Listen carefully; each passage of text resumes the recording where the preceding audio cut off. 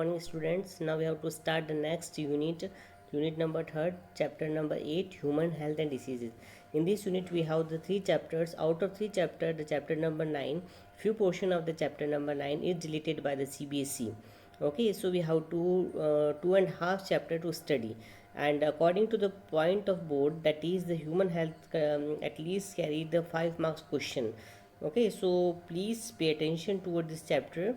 It is very important chapter, so you have to like it, subscribe it, and share it more and more. Okay, so now we have to start. What is health? Okay, according to the WHO, अगर हम WHO की बात करें तो health is known as that a person should be physically, mental and social well-being. अगर कोई person जो है वो फिज़िकली, दिमागी तौर, फिज़िकली, पहले तो हम फिज़िकली बात करें, अगर वो फिज़िकली, मेंटली, दिमागी तौर पर और सोशली वेलबीन है तो वो क्या कहलाता है? Healthy person. तो that is the health can be define as wellbeing. तो कॉन्सेप्ट ऑफ वेलबीन, अगर हम बहुत अच्छे हैं बॉडी से, माइंड से, सोशल से, तो वो क्या कहलाता है? हेल्थ. क्योंकि इसमें हमारा इम्यून सिस्टम, हमारा माइंड, हमारा न्यूरो एंडोक्राइन सिस्टम, हर चीज़ क्या होनी चाहिए? It should be a well, वो बहुत अच्छा होना चाहिए. तो इस चैप्टर में हम लोगों को डिस्कस करना है about the common diseases like that adds, related to cancer, related to malaria, typhoid, jaundice, drugs abuse, many more.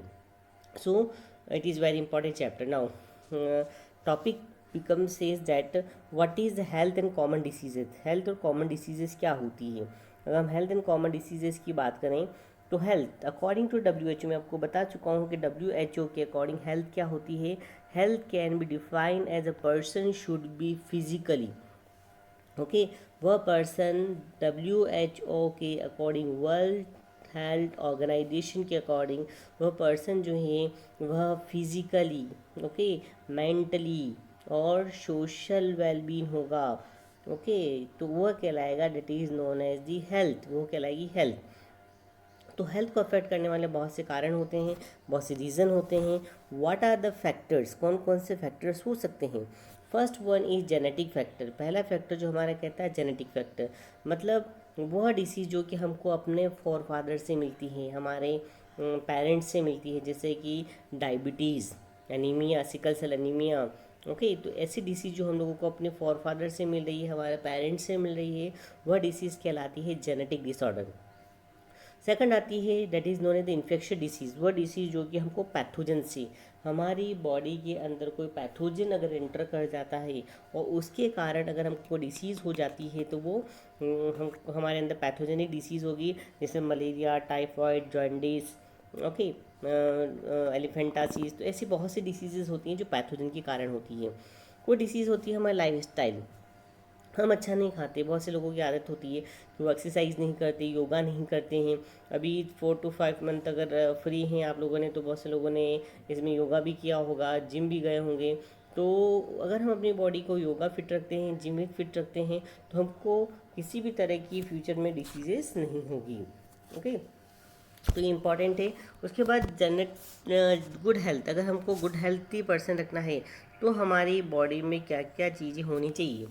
Okay, क्या मेंटेन होना चाहिए? Balance diet, personal hygiene and regular exercise. पहली चीज़ होती है हम लोगों का बैलेंस डाइट. क्या करें हम? कौन सी डाइट दें? Balance diet which contain all the nutrients in a fix quantity. Okay, हमारी बॉडी में बैलेंस डाइट होनी चाहिए. पर्सनल हाइजीन, आसपास की सफाई रखें, बॉडी की सफाई रखें, रेगुलर वॉशिंग करें, ब्रशिंग करें. ओके, रेगुलर एक्सरसाइज करें. योगा प्रैक्टिस, हमको योगा प्रैक्टिस करनी चाहिए क्योंकि योगा प्रैक्टिस से फिज़िकली और मेंटली दोनों तरह से हम फिट रहेंगे. अवेयर अबाउट डिसीजेज, हम लोगों को अवेयर करें. ओके, और हम खुद भी अवेयर हैं कि इस बीमारी, इसको करने से हमको ये बीमारी होगी, ये पैथोजन ये बीमारी के लिए रिस्पॉन्सिबल होता है.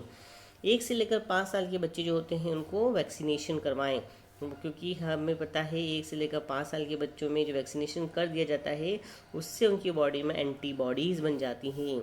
यह एंटीबॉडीज़ उनको फ्यूचर में हर तरह की बीमारी से लड़ने में काम आती हैं, जैसे BCG, okay, DPT, polio vaccine, और मिजल्स, तो ऐसे बहुत सी बीमारियों से को हमको प्रोटेक्ट करती है। प्रॉपर डिस्पोजल ऑफ वेस्ट, जैसे कि अभी तो शौचालय बना दिए गए हर जगह पर। गाँव में पहले ओपन जगह पर फेकल मटेरियल डिस्चार्ज होता था, जिसकी वजह से क्या होता था, बहुत सी बीमारियाँ होती थी। तो now we have to proper disposal of waste. Garbage को अच्छे से डिस्पोज करें। आपके घर पे भी आपने देखा होगा कि बाहर हर दिन नगर पालिका की गाड़ी आती है, तो it can be carried out waste material. Maintenance hygiene, food को ढक के रखें, धो के खाएँ। वाटर रिसोर्सेज को साफ़ रखें, पानी को बॉईल करके पिएँ। तो ये सारी चीज़ें क्या होती है, you should maintain the hygiene. Okay, health को मेंटेन करता है। अब डिसीज़ की बात करें तो डिसीज़ क्या होती है, a condition of improper functioning and condition by the interference with the normal functioning of body. हम नॉर्मल थे, हमारी बॉडी में अचानक से क्या हो जाता है, कुछ प्रॉब्लम हो जाती है। तो अचानक से अगर कुछ प्रॉब्लम हो जाती है, that is known as the disease. पहले आप ठीक थे पर अचानक से कुछ हो गया, that is known as the disease, यानी डिस्कम्फर्ट टू द बॉडी। उसके साइंस और सिम्टम्स, ओके, जैसे कि सर दर्द होना, फीवर आना, नॉइजिया, वॉमिटिंग, ऐसे बहुत सारे सिम्टम्स एंड साइंस अपीयर्ड हो जाते हैं। तो जैसे अभी कोविड है, कोविड का क्या है, गला में खराश होना, ओके, इसके अलावा सर्दी ज़ुकाम, फीवर आना और पेन होना। Some countries that is patches, red patches on the body, red body के ऊपर रेड पैचेस का बनना। तो ऐसे बहुत से सिम्टम जो हैं वो कोविड के अंदर दिखे हैं। तो यहाँ पर हमारे पास जो है वो डिसीज़ जो होती है वो कितने टाइप की होती है, डिसीज़ दो टाइप की होती है। पहली डिसीज़ होती है congenital disease, okay, genetic disorder. Congenital disease में जेनेटिक डिसऑर्डर हो सकता है जो कि हमको पेरेंट से मिलता है। दूसरी होती है एक्वायर्ड डिसीज़, वो बीमारियां जो हम लोगों ने ली है, किसी से ली है, मतलब जो हमारी बॉडी में किसी से आई है, जैसे एड्स। एड्स जो डिसीज़ है, ये disease is carried by the someone person that acquired immuno deficiency syndrome, okay. उसके बाद हम वापस बोल सकते हैं कि एक्वायर्ड डिसीज़ भी दो तरह की होती है। एक तो होती है कम्युनिकेबल और नॉन कम्युनिकेबल। कम्युनिकेबल डिसीज़ किसे बोलते हैं, a disease which can be transfer from infected person to healthy person, इसको इन्फेक्शियस डिसीज़ भी कहा जाता है। वह बीमारी जो कि इन्फेक्टेड पर्सन से हेल्थी पर्सन में ट्रांसफर होती है, that is known as the infectious disease. But disease which can not be transfer from the infected person to the healthy person, known as the non infected disease, okay. तो इन communicable disease में infection disease भी किसके कारण होती है, the disease are cause by the some common agent, कुछ common pathogens होते हैं, एजेंट्स होते हैं। पहली होती है बैक्टीरिया के कारण, जैसे कि syphilis, gonorrhoea, okay, these are the bacterial disease. Typhoid. Second one is viral disease, COVID, okay, viral disease है। उसके बाद प्रोटोजन डिसीज, प्रोटोजा से होने वाली, जैसे कि मलेरिया, टाइफॉइड, सॉरी हाँ मलेरिया, ये टाइफॉइड नहीं है। उसके बाद हेलमेंटिक डिसीज़, जैसे कि एस्केरिसिस। और फंगल डिसीज़ में रिंग बॉम वगैरह, जिसे दाँत खाद गुसली से बोलते हैं। तो 5 तरह के pathogen, bacteria, virus, protozoa, helminthic and fungal disease are cause by this pathogen. जिनसे पैथोजन होते हैं उनके कारण बीमारियाँ होती है। तो एग्जाम्पल हम आपको बता चुके हैं कि इसमें हमारे पास बहुत सी ऐसी डिसीज़ होती है जो पैथोजन के कारण होती है।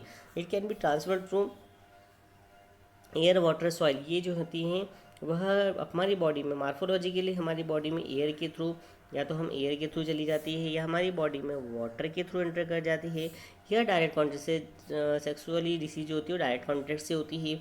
तो वह बीमारियां जो कि एयर, वाटर, सॉइल या डायरेक्ट कॉन्टेक्ट से अगर हमारी बॉडी में ट्रांसफर होती है, these are known as the infectious diseases.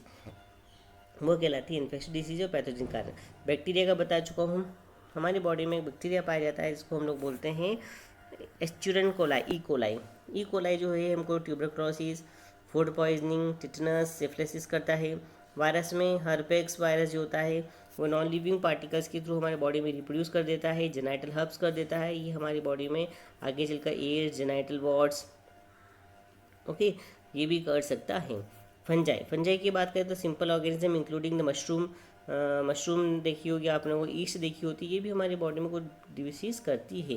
Proton disease में गिराडिया लंबिका, जिससे हमारी बॉडी में मलेरिया, टाइफॉइड, ट्रिपसोमोनासिस, स्लीपिंग सिकनेस, ये सारी बीमारी हम लोगों में देखने को मिलती है।